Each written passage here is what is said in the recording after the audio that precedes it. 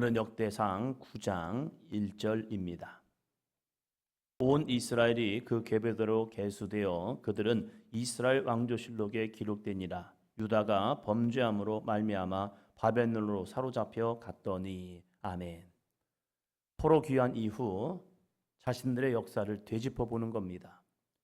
왜 우리는 하나님의 백성인데 하나님은 그냥 형편없는 신이 아니라 그들은 창세기를 통하여서 하나님은 천지 만물을 지으신 여호와입니다. 이 고백을 하거든요.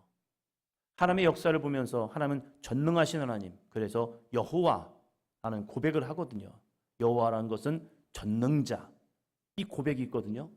그런데 전능하신 하나님이 우리의 하나님이 되는데 왜 우리는 바벨론의 포로가 되었을까? 무엇 때문일까? 어떠한 일이 벌어지면 그 원인 속에, 그 일 속에서 원인을 찾아내려고 합니다. 포로 귀환민들이 왜 이러한 역사가 되었지? 특별히 포로에서 귀환 오는 사건이요. 페르시아 고레스 왕이 바벨론을 치고 나라를 바꿔버렸습니다. 우리나라로 말하면 이제 고려 왕조에서 조선 왕조로 바꿔버린 겁니다. 실질적인 내용은 그대로인데 속 사람들이 바뀌어버린 거예요. 그래서 이 바벨론의 한 변방 국가였던 페르시아가 갑자기 이 바벨론 왕조를 쳐버리고 자기들이 이 바벨론 모든 영토를 그대로 그냥 갖는 겁니다. 그럴 때에 이 고레스 왕이 갑자기 칙령을 내린 것이 뭐냐면, 야, 유대인들은 너희 고향으로 돌아가. 그리고 내가 하나님의 계시를 받았는데 너희는 돌아가서 여호와의 성전을 줘. 이게 가능한 일이야 이거예요. 눈을 떠봐도 이것이 어떻게 이런 일이 가능하지? 마치 우리나라가 독립운동을 위해서 무던히 애썼습니다. 대동아 전쟁이라고 일본이 침략을 일삼아서 이제 중국까지 먹어들이려고 합니다. 국제 정세는 이제 조선이라는 나라는 잊혀버린 겁니다. 그럼에도 불구하고 많은 애국 소년들이 이 조선의 독립을 위해서, 이 나라의 독립을 위해서 무지했었죠. 싸워도 어찌면 계란으로 바위를 치는 것 같은, 전쟁을 해가지고 뭔가 되는 듯 하지만 이것은 좀 무모한 전쟁처럼 느껴져서 많은 사람들이 이제 조금씩 힘을 잃어갈 그때에 갑자기 이게 무슨 일이야? 그런데 갑자기 방송에 나오는 거죠. 우리는 미국에 항복을 하겠다는 거죠. 전쟁이 끝나버린 겁니다. 끝나면서 대체 이게 어떻게 되는 거야? 그럼 우리 독립된 거야? 대한독립 만세, 대한독립 만세를 외치고 되는 거죠. 그러면서 이 나라가 갑자기 독립이 돼버린 거예요. 이게 꿈이야, 생시야? 도대체 어떻게 되는지 모르겠는 거예요. 그런데 이스라엘 백성들에게는 한 가지 신앙이 있습니다. 왜 이러한 결과가 주어졌을까? 우리가 대단해서? 우리가 위대해서? 아니거든요. 그들은 여전히 포로민들이었습니다. 그런데 갑자기 한 칙령이 내리는데 너희 돌아가, 그리고 여호와의 성전을 줘 라고 말합니다. 그래서 1차 포로 귀환들이 돌아왔고 2차, 3차에 이루어서 포로 귀환민들이 돌아와서 여호와의 성전을 건축하는데 그것도 여러 가지 방해 사건들이 있었죠.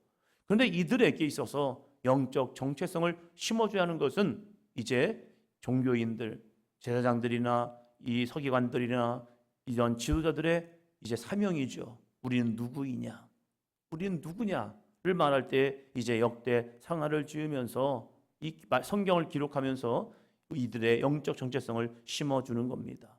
그러기 앞서 이 9장 1절에서는 왜 우리가 포로민이 되었지?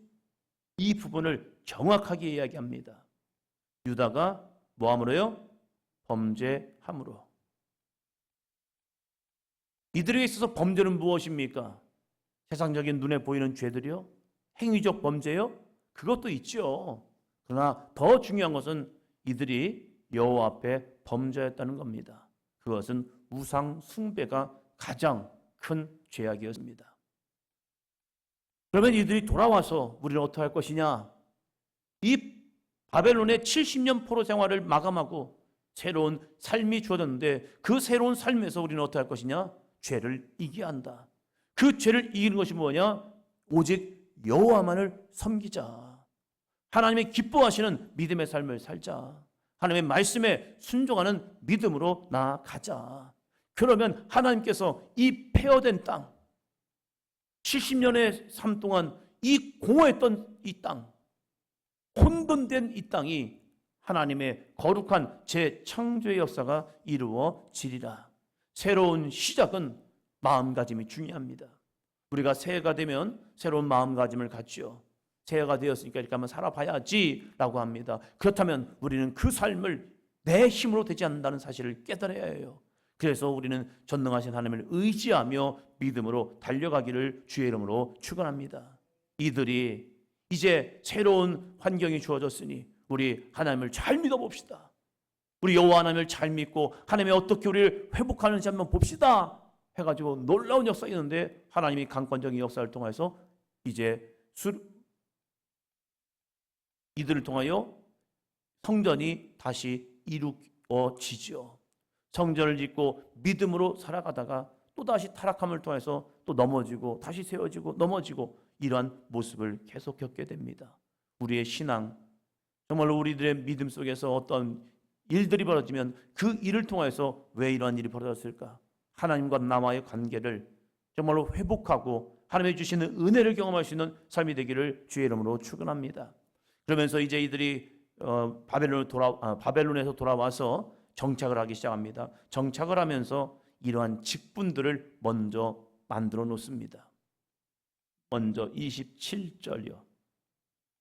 27절. 그들은 하나님의 성전을 맡은 직분이 있으므로 성전 주위에서 밤을 지내며 아침마다 문을 여는 책임이 그들에게 있었더라. 아멘. 문지기. 이스라엘 백성들은 문지기를 굉장히 중요시합니다. 여러분, 문지기 하면 우리나라는 뭐가 생각나죠? 이리 오너라 하면 나오는 사람도 있잖아요. 그러면서 야, 누가 오셨습니까? 하고 나오는 마당새들. 그래서 문간방에 살면서, 문 옆에 문간방에 살면서 누군가 이리 오너라 하면 너무 잘 들려요. 그래서 거기 종이 나와가지고 누구십니까? 라고 물어봅니다. 그러면 누구누구다 라고 하면 어서 오십시오 하고 문을 열어주고, 구걸하는 사람이 그냥 이리 오너라 하면요, 애끼 이놈아 네가 왜 여기로 오나 가 하면서 쫓아내기도 합니다. 문지기란 것은요, 걸러내는 역할입니다. 들어올 사람과 들어오지 못할 사람을 구분하고 있다는 거예요. 성전에도 마찬가지입니다. 예루살렘 성전에도 문지기가 굉장히 중요합니다. 이 문지기는요, 여호와의 성전에 들어올 수 있는 사람들을 하나님께서 명명하셨습니다. 누구는 들어올 수 있어. 그리고 누구는 3대 만에 들어올 수 있어. 그러나 누구는 평생 못 들어와 하면서 하나님께서 구분해 놓으셨다는 거예요. 그러면 문지기 역할은 이들을 분별해내야 합니다. 이 사람이 누구인가? 저 사람이 어느 족속인가? 저 사람이 들어올 수 있는가? 없는가? 하면서 그들이 이 영적인 이 직관력을 가지고, 예민함을 가지고 들어올 것과 들어오지 말아야 할 사람들을 구별해내는 거예요. 그래서 문지기는 너무 중요한 거예요. 그러나 솔로몬 시대는 이게 무너져 버리잖아요. 무너져서 이방인들도 그냥 들어와 버리는 거예요.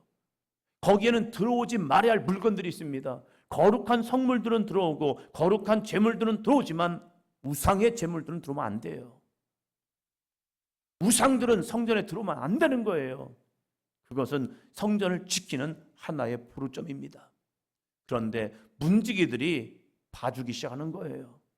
이 정도쯤, 그럴 수도 있지. 그래요. 그러면서 이 성전이 혼탁해지는 겁니다. 우리에게서도 우리의 영적 문지기는 살아 있어야 합니다. 우리의 영적 문지기는 무엇입니까? 한번 답니다. 하나님의 말씀. 하나님의 말씀이 우리의 영적 문지가 되어야 하는 거예요. 그래서 받아들일 것과 받아들이지 말 것, 타협할 것과 타협하지 말 것, 용납할 것과 용납하지 말 것, 이것을 내 스스로 이겨내는 거예요.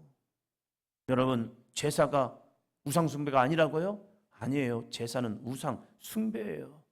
그걸 이겨내기 위해서 우리의 믿음의 선진들이 얼마나 무던히 애썼는데요. 가문에서 쫓겨나고 너는 세상 말로 호로 자식이야. 부모도 몰라봐, 조상도 몰라봐. 이런 나쁜 놈이 어딨냐? 너 가문에서 파버려 해서 가문에서 쫓겨납니다. 동네에서 이게 미친놈 소리를 듣습니다. 이게 서양 귀신에 미치더니 이게 조상도 몰라봐요 하면서 세상에서 왕따를 당합니다. 그럼에도 불구하고 아니야, 믿음이란 것은 오직 여호와 하나님을 믿어야 해요. 자신의 친구들이 있습니다. 예수 그리스도를 믿고 아 그렇구나, 술을 먹는 것이 하나님 보실 때는 좋은 게 아니구나, 술 취하지 말라, 술을 가까이 하지 말라. 왜요? 내 삶에 하나님의 은혜가 소멸되기 때문에 술 취하지 말라, 술을 가까이 하지 말라, 이 말씀이 주어지니까 싸우는 겁니다. 몸은 원하지요. 이 몸은 습관에 익숙해 있어요. 술을 열심히 먹던 사람이 예수님 믿고 은혜를 받고 술을 끊어버리는 거, 이게 쉬운 일인지 아십니까? 생각나요. 얼마나 텔레비전에서 맥주 광고를 맛있게 하는데요. 아 진짜 더운 여름에 이 맥주 광고 또 생각나요. 아 그래 그 멋있는 이 남자 배우가 생각만 해도 쭈쭈쭈쭈 꺼내지는, 그러면서 얼마나 몸에서는 땡기는데요. 그러나 중요한 게 있습니다. 하나님이 기뻐하지 않는 삶이라는 거예요. 담배를 끊습니다.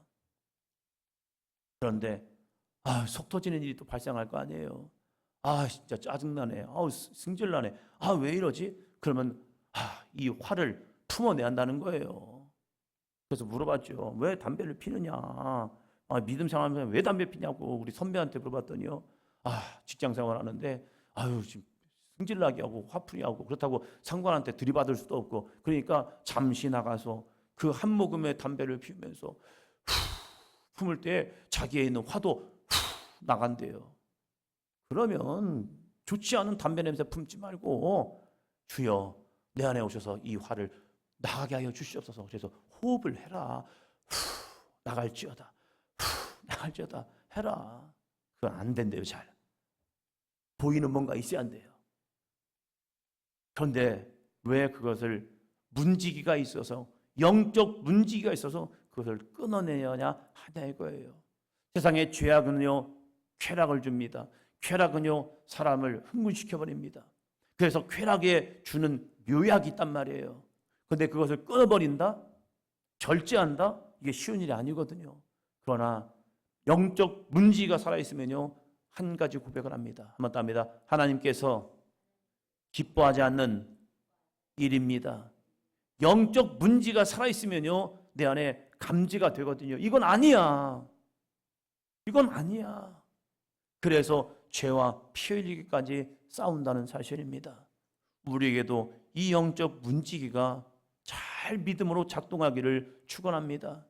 목사님 이건 해야 해요? 하지 말아야 해요? 어떤 분은 그걸 물어보셔요. 그러면 저한테 왜 물어보는 거예요 도대체? 그래서 성도님은 어떻게 생각하시는데요? 글쎄요 라는 것은 하고는 싶지만 하지 말아야 할 것 같은 마음이 있다는 얘기예요. 그러면 기도하시면 하나님이 뭐라고 감동을 주는지 생각해 보세요. 이 문제를 가지고 왔다는 것은 내 마음에 찔림이 있다는 거잖아요. 찔림이 없으면 그냥 합니다. 그러나 목사에게 물어본다는 것은 마음에 찔림이 있고 이걸 하지 말아야 할 것 같은데 라는 마음이 벌써 온 거예요. 그러면 그 감동에 의해서 싸우는 거예요. 그리고 함께 기도해 주죠. 우리에게도 이 영적 문지기가 살아있기를 축원합니다. 또 28절부터 35입니다. 28절 그 중에 어떤 자는 섬기는 데 쓰는 기구를 맡아서 그 수요대로 들어가고 수요대로 내오며 29절이요 또 어떤 자는 성소의 기구와 모든 그릇과 고운 가루와 포도주와 기름과 유향과 향품을 맡았으며 30절이요 또 제사장의 아들 중에 어떤 자는 향품으로 향기름을 만들었으며 계속적으로 이야기합니다. 어떤 사람은 전병도 만들고요 어떤 사람은 안식일마다 진설할 떡을 맡습니다. 각자의 재능과 직분대로 여러 가지 일들을 감당합니다. 성전 안에는요 제사장만 있는 게 아니에요. 이 제사를 드리기 위해서 각양의 다양한 사람들이 헌신합니다. 근데 우리가 눈으로 볼 때는 우리 제사장만 보이죠. 제사장이 제사장 의복을 입고 멋있게 딱 서가지고 하나님 앞에 피사발을 들고 성수에 들어가서 제사를 드리고 나서 백성들을 향해서 선포해 주는 겁니다. 여호와는 내게 복을 주시고 너를 지키시기 원하며 하면서 축복의 기도를 쫙 해줍니다. 그러면 사람들은 아멘 하면서 가랍니다. 그러면 이 제사장만 돋보이죠. 그러면서 와, 이렇게 볼 수 있습니다. 그러나 성전이라는 것이 제사장만으로 구성되는 게 아니라는 사실이에요. 보이지 않는 곳에서 이러한 전병도 만들고 떡도 굽고 향품도 만들고 그러면서 이런 자질구레한 일들, 문지기도 있고 마당을 쓰는 사람도 있을 거고 성전을 수리하는 사람도 있을 거고 많은 각자의 모습 속에서 또 옷을 만드는 사람들, 이런 사람들이 쫙 존재합니다. 이 모든 사람들이 각자의 자리에서 성실하게 하나님이 맡겨진 직분입니다라는 믿음으로 나아갔을 때 성전이 성전되고 있다는 사실입니다. 오늘 내가 감당하는 귀한 믿음의 직분들, 때로는 힘들고 어떤 때는 어렵고 이걸 꼭 해야 하나라는 마음이 주어지지만 그 모든 이 구성원들이 함께 연합하여 나아갈 때 성전이 성전되고 있다는 사실입니다. 그런데 무서운 것은 사단은 비교하고 있다는 거예요. 아니, 저 사람은 저렇게 이렇게 쓰임받는데 왜 나는 이러고 있지? 비교는요, 사단이 주는 마음입니다. 우리에게 맡겨진 아름다운 직분, 내가 사소한 일을 한다 할지라도, 어떻게 보면 좀 어렵고 힘든 보잘것없는 일을 한다 할지라도 그것은요, 하나님이 맡겨진 거룩한 성직이라는 사실입니다. 때로는 예배당에서 종을 치는 사람도, 이 모든 직분들이 함께 하나님의 영광에 쓰임받는 직분들이라는 사실입니다. 우리에게 맡겨진 거룩한 직분, 믿음으로 잘 순종함을 통해서 내 이름이 때로는 기록되지 않냐고, 내가 쓰임받는 이 직분이 기록되어 있지 않다 할지라도 하나님 보실 때는 착하고 충성된 종이라는 겁니다. 오늘 우리에게 맡겨진 이 아름다운 직분, 이 직분을 잘 감당함을 통해서 주님과 함께 동행하는 삶이 되기를 주의 이름으로 축원합니다. 기도합니다.